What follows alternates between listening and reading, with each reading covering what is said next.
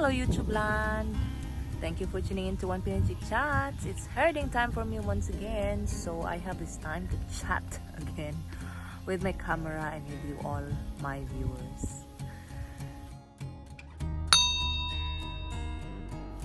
So like it's been few days since my grandma passed away, and we have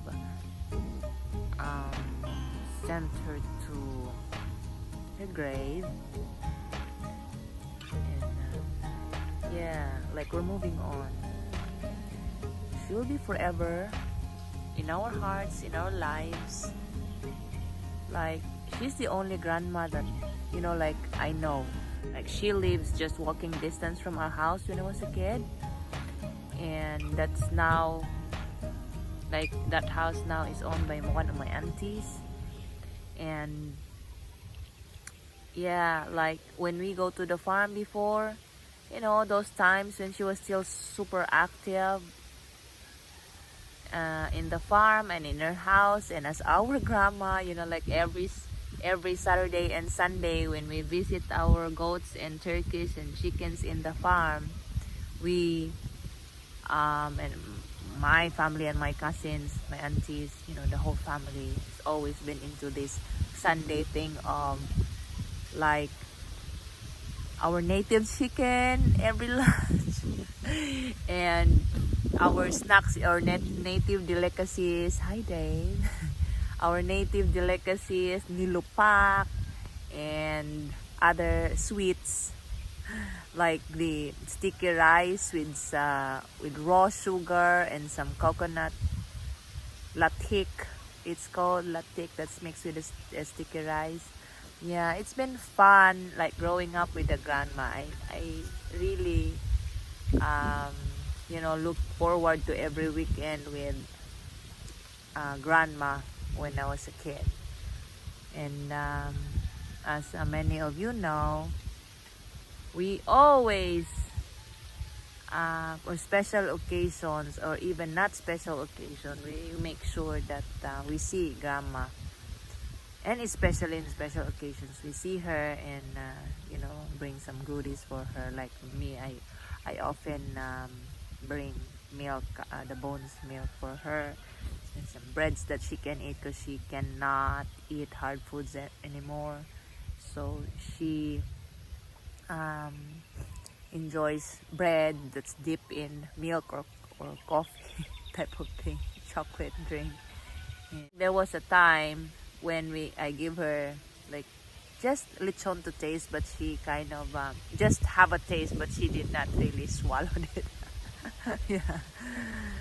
So like when she was alive and looking at her and thinking that we will also grow old, when time comes and become like like her, like she cannot do many things or anymore. And if we're lucky, we get also to her age, 93, 92. Oh, the eagle again, guys.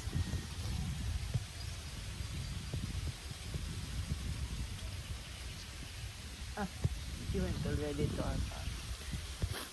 Yeah, so I'm looking at this angle because my goats are just right there.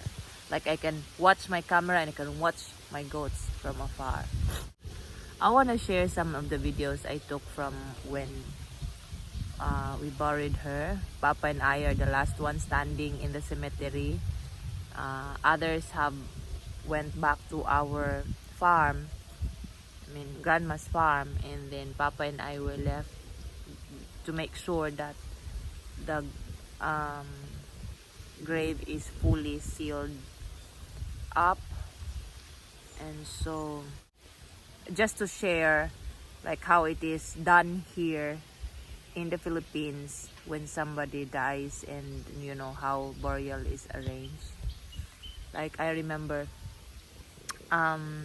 when in my first job in Davao City, and my manager lost her father, so she took a leave, and then when she came back 3 days after the burial, or 2 days after the burial, I think that was, she said, okay, when you lost somebody or any of your family members, just make sure to process the death certificate before you process the death of your loved one.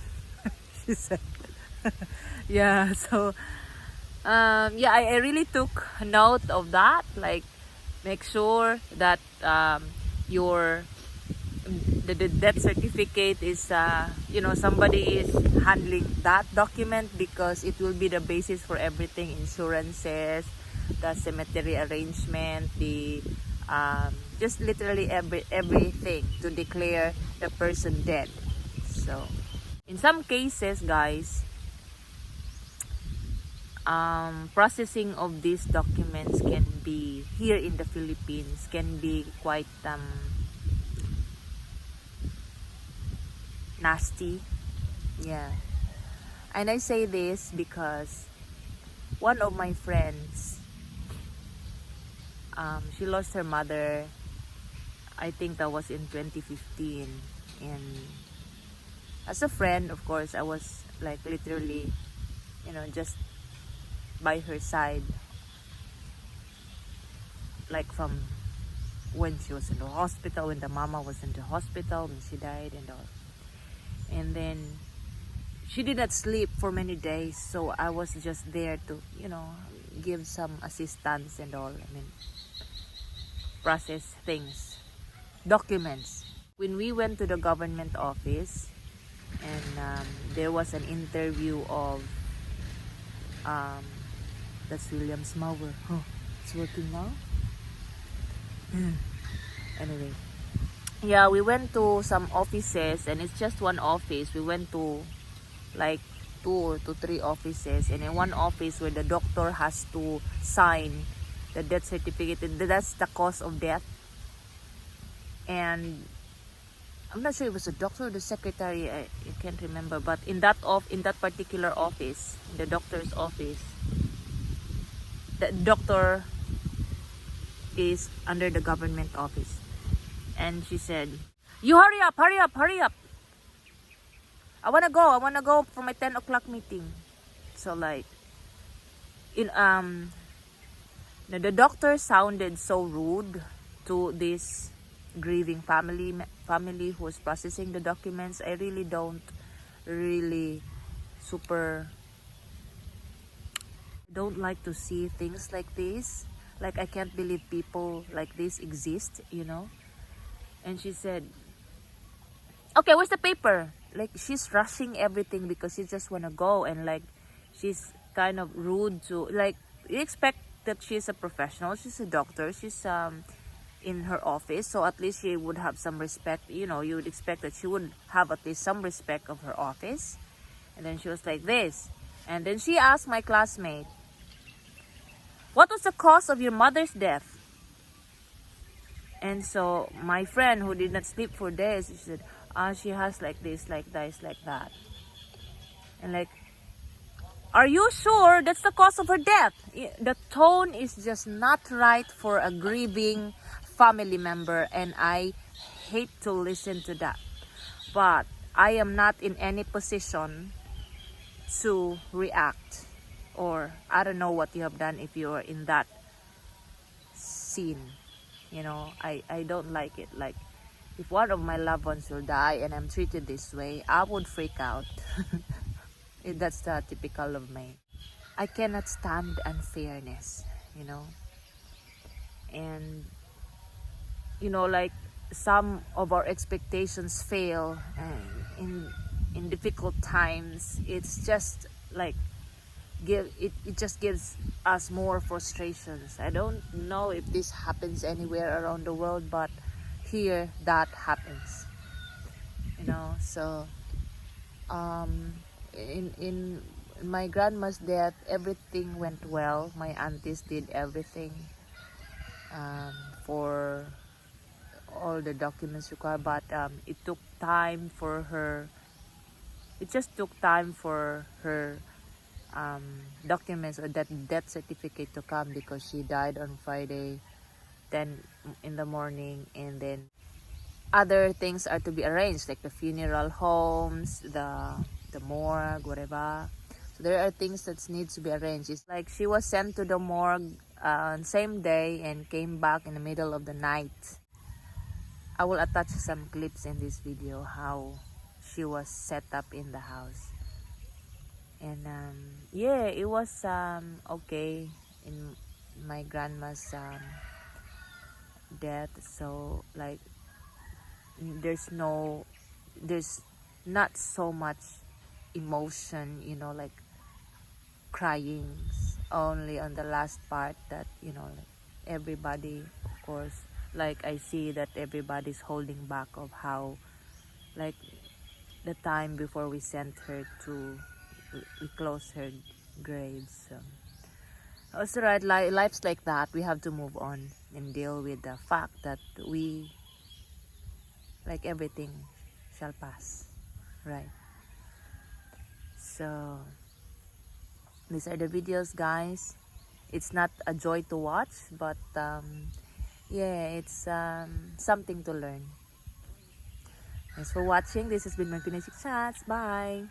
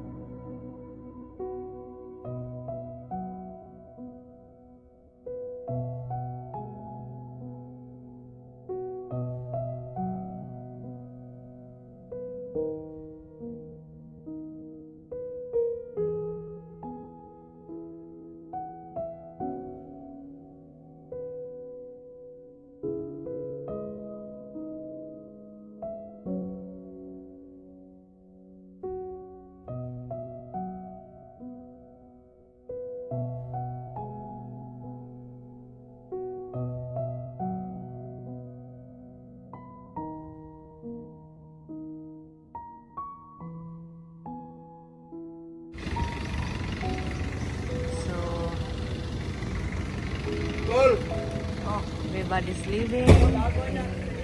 Papa and I are left to totally close this off.